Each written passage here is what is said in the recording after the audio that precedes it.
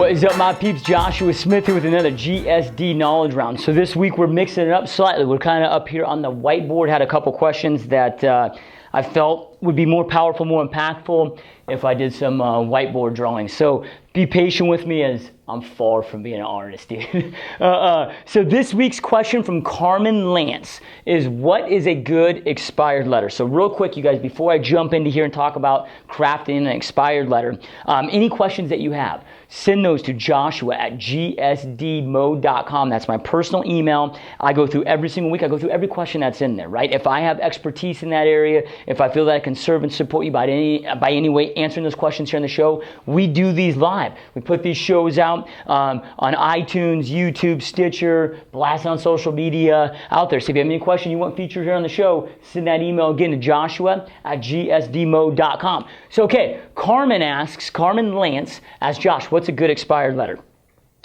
So here is an exact layout of a letter that I've used for years and years and years that works very, very well. So before I actually draw up the letter, a couple quick things too. You got to understand, like, if you're sending out a letter, and it's not a postcard, if you're sending out a letter, why do certain letters get read and certain letters do not get read? If it's printed out, if it looks like it's from a business, it's not going to get read. If you handwrite every single envelope, you have a way, way, way higher chance of it getting read. So number one, I would handwrite every single envelope. And my handwriting looks like a 6-year-old wrote it, so they might think like it's from the grandkids, so they probably read it, right?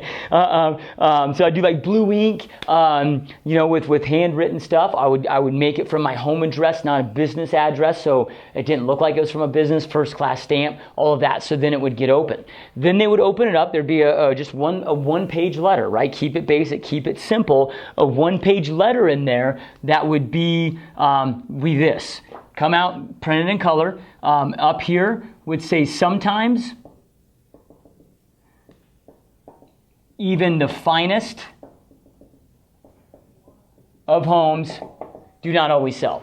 So right there, boom. Sometimes even the finest of homes do not always sell. I want them to immediately know, dude, it's not your fault. It's not your fault. It's not your home's fault that your home didn't sell, right? You just made a bad decision. Whether it was a bad agent decision, a bad pricing decision, which may come back on the agent. Maybe the agent wasn't good at educating them the correct way to get them priced correctly, whatever it may be, right? It's not always the agent's fault. I've had listings that have expired and got taken with other agents, right? Like I've lost listings in the past, so I'm not saying it's the agent's fault.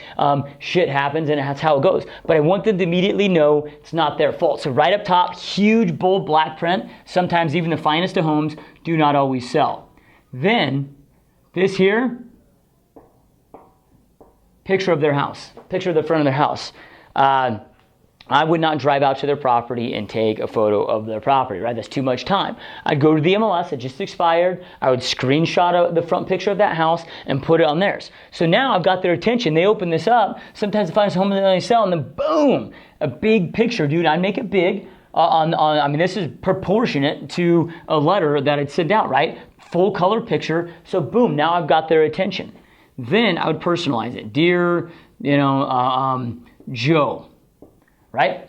Whatever it may have been. Then I'd have just a quick 2 to maybe 3 sentence paragraph, which is just something of look, I know how frustrating it can be from putting how frustrating it can be to put your house on the market with a goal in mind, with a real estate goal in mind to accomplish, and not having those goals met.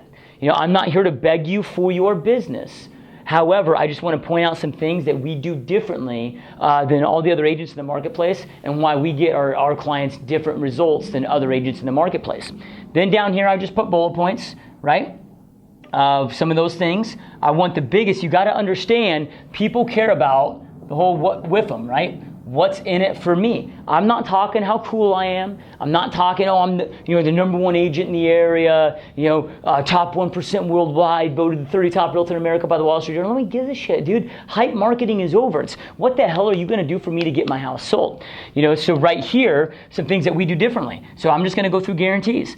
So right now I have my your home sold guaranteed, or we buy it. Or maybe if you're not doing that guarantee, maybe it's your home sold guaranteed in 59 days or less guaranteed, or I pay you $2,500 cash. Whatever kind of guarantee you're going to offer, I want to spit the guarantees out first. Right here, I'm going to do home of the one-day listing agreement. your home's sold within if your home's not sold within 24 hours, you can cancel this agreement at any time without any cost, hassle, obligation, right?